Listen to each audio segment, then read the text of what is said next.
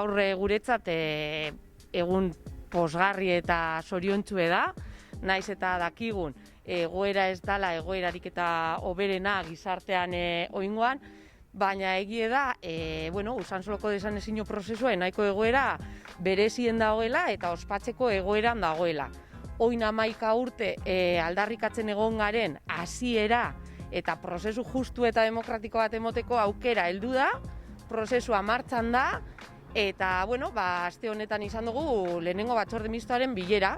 Asko urte piloa itxoin indogu momentu hau heltzeako, 30 urte baino gehiago gabiz prozesuagaz, eta zikeran ja, bidearen azkenengo puntua ikusten dugu horrez, argia ikusten dugu, bai prozesua martxan dagoelako, eta bai guztire gutxi gora bera urte beteko epea aukiko dugula behin ebazpena edo prozesua amaitutzat jotzeko, ez?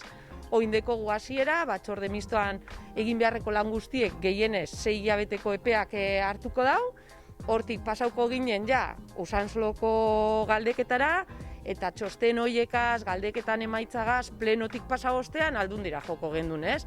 Guztire estimatzen dugu 2021 urteko erditik, hirugarren lauhilekoan edo, emongo zala galdeketa eta horren osteko ebazpena, así que urte bete baino gitxiago falta da Usansoloko, Usansolo 13. herrialdea iziteko Bizkaian.